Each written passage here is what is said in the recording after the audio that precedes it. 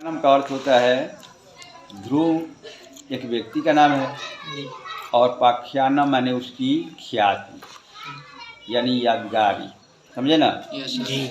यह उस समय की बात है जब इस संसार का रचना हुआ।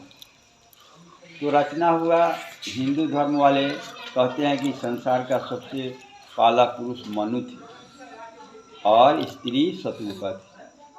तो सबसे उसी मनु और शत्रुपा के पूरे हिंदू समाज संतान है। उसी को मुसलमान कहता है पहला पुरुष आदम थे और पहला स्त्री हव्वा थी, आदम और हव्वा। तो अपने धर्म के अनुसार चलिए, ध्रुव यह जो है सबसे पहला पुरुष जो थे मनु, उन्हीं मनु के पुत्र थे राजा उत्तानपाद और उसी राजा उत्तानपाद के पुत्र ध्रुव थे जिसके बारे में हम लोग आज पढ़ने जा रहे हैं। जो विष्णु पुराण देखा होगा वह इसके बारे में जरूर देखा होगा, नहीं देखा है तो सुनो। पूरा उत्तानपादो नाम राजा आसीत। पुराने ज़माने में उत्तानपाद नाम का एक राजा थे। तस्य दो पत्नौ आस्ताम, उन्हें दो पत्नी थी। किसको दो पत्नी थी? राजा उत्तानपाद को। सुनीति सुरुचि च, एक का नाम सुनीति था और दूसरे का नाम सुरुचि था। सुनीति ज्येष्ठ पत्नी आसीत, सुरुचि तो कनिष्ठ आसीत। सुनीति बड़ी थी और सुरुचि छोटी रानी थी। सुरुचि पतियों अति प्रिय आसीत और सुरुचि पति को ज़्यादा प्रिय थी। कौन प्रिय थी? सुरुचि। कौन सुरुचि थी? छोटी रानी, छोटी पत्नी थी। ठीक है, राजा के। एकदा राज गया है उत्तानपद क्रोध उत्तम आसीत। हाँ, वो छूट जाएगा। ध्रुव सुरुचि पुत्र से नाम उत्तम आसीत। सुनीति के पुत्र का नाम ध्रुव था और सुरुचि के पुत्र का नाम उत्तम था। ठीक है। सुरुचि पुत्र उत्तम नृपस्य प्रियतर आसीत, इसलिए सुरुचि के पुत्र उत्तम राजा के प्रिय पुत्र थे। तुम इसमें देखा हुआ राजा का प्रिय पुत्र था सुरुचि का पुत्र। कैसे प्रिय था? क्योंकि वह सुरुचि राजा सुरुचि को ज़्यादा मानते थे छोटी रानी को, इसलिए उसके बेटों को ज़्यादा मानते थे। एकदार आ गया उत्तानपाद क्रोड़े उत्तमा आसीन आसीत। एक बार राजा उत्तानपाद के गोद में उत्तम बैठा हुआ था। उत्तमा दृष्ट्वा ध्रुवस्य अपि इच्छा पितु अंगम आरूढ़ संजाता। उत्तम को देखकर ध्रुव को भी पिता के गोद में बैठने की इच्छा हुई, किंतु तत्र स्थिता विमाता सुरुचि तन अनारवात अवदच्य। लेकिन वहाँ स्थित उसकी छोटी माँ सुरुचि उन्हें रोक दी और बोली, कुमार त्वं पितु अंकरोढ़ुम योग नसी यतो ही त्वं मम पुत्र नसी। तुम पिता के गोद में बैठने के योग्य नहीं हो क्योंकि तुम मेरे पुत्र नहीं हो। मम पुत्र एवं अस्य योग्य, मेरा ही बेटा इसके योग्य है।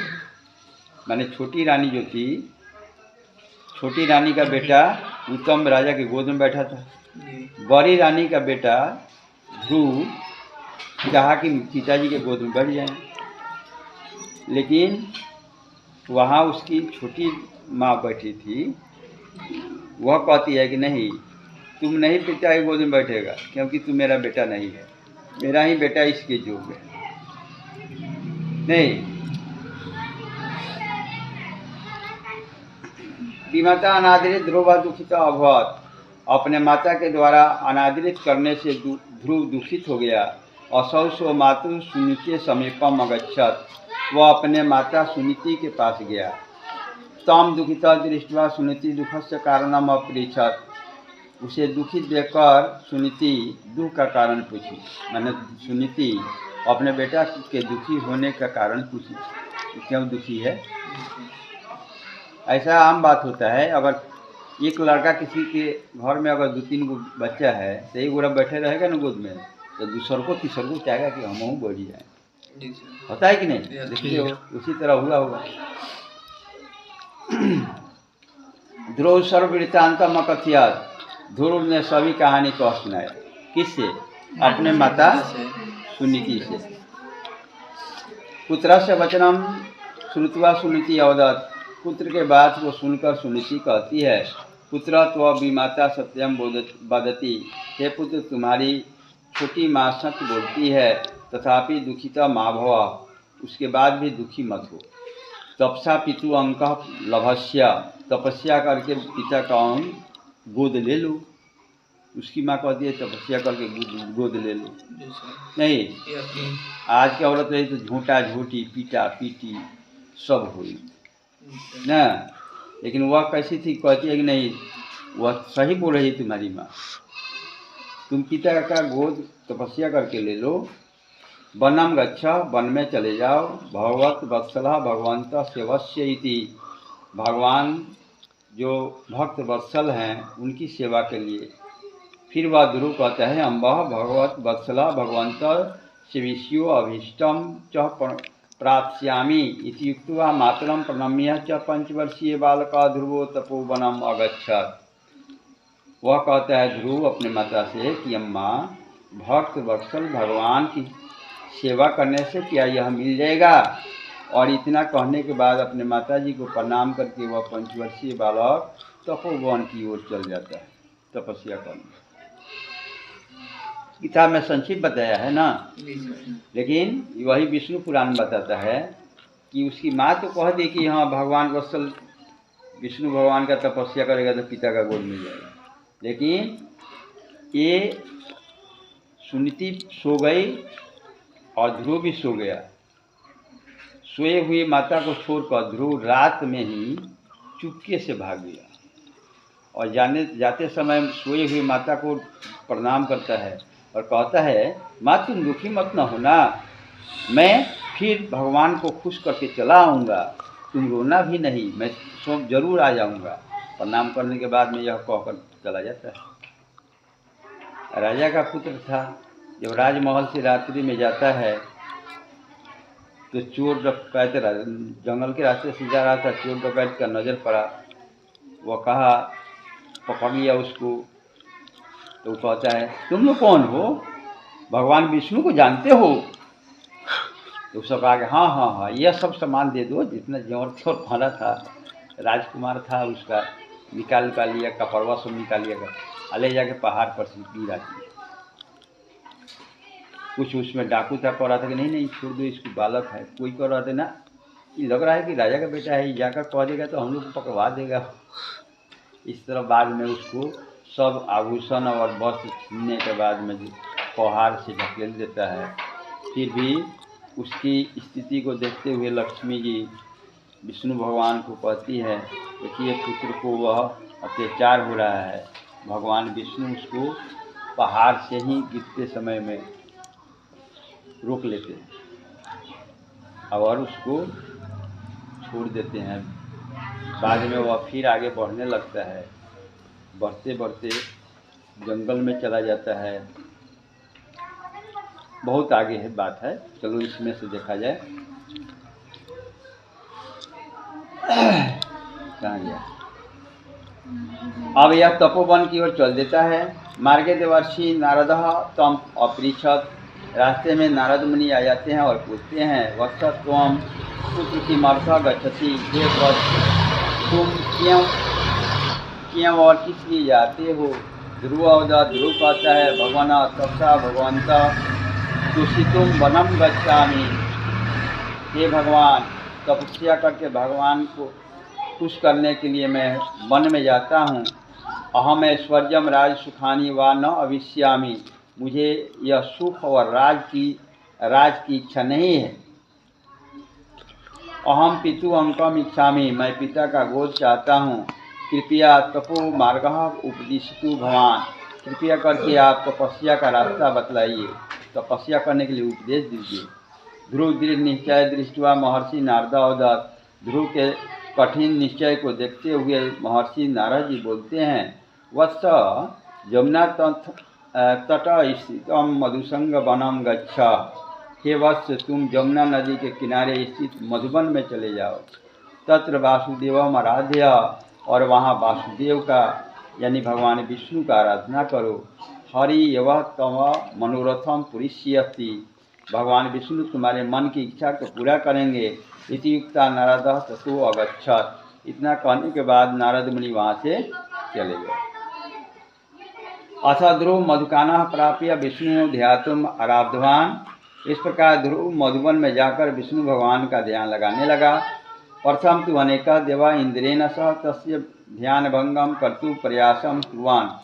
सबसे पहले तो अनेक देवता लोग इंद्र के साथ जाकर उसकी तपस्या को भंग करने का प्रयास किया, क्योंकि जब भी तपस्या उस जमाने में लोग करता था तो इंद्र भगवान को डर हो जाता था कि हमारा इंद्रासन छीन लेने के लिए तपस्या कर रहा है। इसलिए वह तुरंत अग्निदेव को भेज दिए, वायुदेव को भेजे, समझे। फिर स्वयं अपने चले गए। तो अग्निदेव गए, खूब आग का वर्षा किए। सूर्य देवता गए तो खूब जोरों से कड़ाके के धूप खिलाए कि इससे यह विचलित हो जाएगा, तपस्या इसका टूट जाएगा। वायुदेव गए तो खूब आंधी तूफान से भी शुरू हो गया, या आंधी तूफान से भी यह डर कर भाग जाएगा।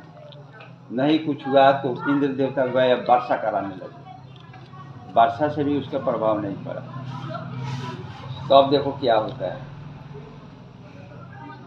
सभी देवता लोग का प्रयास असफल हो गया, किंतु सर्वे ते विफल प्रयत्ना जाता। सभी लोग विफल हो जाते हैं। षड्मासांतरा ध्रुव तपस्याभीतः विष्णु समीपम गच्छत अवदत्त। 6 महीने के कठोर तप को देखते हुए और डर के मारे विष्णु भगवान के नज़दीक के लोग जाते हैं। कौन लोग? देवता लोग। और कहते हैं, हे प्रभु, ध्रुवस्य तपस्या तप्ता भीतस्य वयम त्वाम। हे भगवान, हे विष्णुदेव, ध्रुव के तपस्या से डरकर हम लोग आपके शरण में आए हैं। तम तपस्या निवर्त्य थी, उनके तपस्या से हटाने के लिए। हरि अवदत्त, भगवान विष्णु कहते हैं, सुरा ध्रुव इंद्रत्व धनाधिकम वाहने क्षत्रि। हे देवलोग, ध्रुव इंद्रासन और धन की इच्छा उसके पास नहीं है। ध्रुव को इंद्रासन और धन की इच्छा नहीं है। बहुत स्वस्थानम गच्छा इति। आप लोग अपने जगह पर चले जाइए। तदंतरम श्री हरि ध्रुवस्य पुरः अभिवर्ण वस्त्र तम कर्णेन अपृच्छत। उसके बाद भगवान विष्णु ध्रुव के पास जाकर पूछते हैं। श्री हरि अवदत्त, भगवान विष्णु कहते हैं, पुत्र वरम वर्य, हे पुत्र वरदान मांग लो। ध्रुव अवदत्त, ध्रुव कहता है, भगवान मैं तपस्या यदि परमः क्रोशम गतो अस्मि तदा में प्रज्ञादेहि पितुअंगः पर्यच्छ। हे भगवान, अगर मेरे तपस्या से आप बहुत खुश हो गए हैं तो मुझे अपने पिता का गोद दे दीजिए। भगवान विष्णु से भी पिता का गोद मांगा नहीं। संतुष्ट हरि तस्मै प्रज्ञा दुर्लभ द्रुपद पर्यक्षत। खुश होकर भगवान विष्णु ने उसे दुर्लभ और निश्चित ध्रुपद को प्रदान किया। ध्रुपद क्या है? ध्रुव तारा है। तुम लोग भी देखना, सुबह में उत्तर दिशा की तरफ खूब तेज प्रकाश में चमकता रहता है। हाँ, यह वही ध्रुव तारा के रूप में उसको ख्याति कर दिए। समझ गए? गृहम प्रति निवृत्त। अब उसके बाद में भगवान विष्णु के वरदान मिल जाने के बाद घर वह लौट के चला आया। कौन? ध्रुव।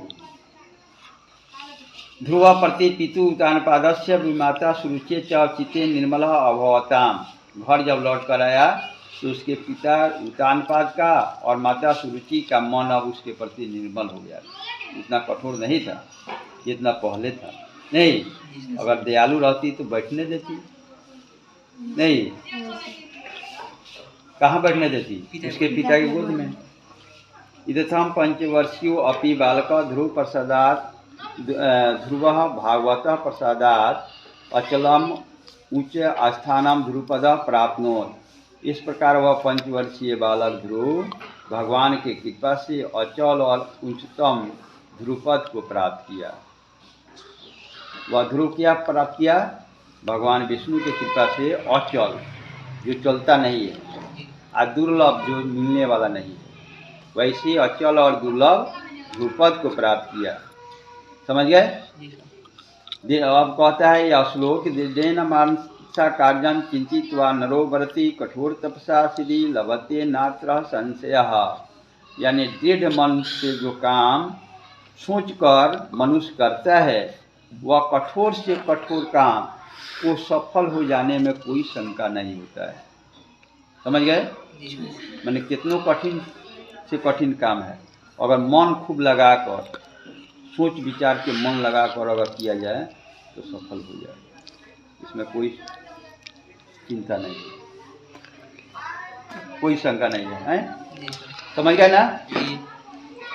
यानी कोई भी कठिन से कठिन काम है, कहते हैं कि हम करिए लेंगे तो हो जाएगा।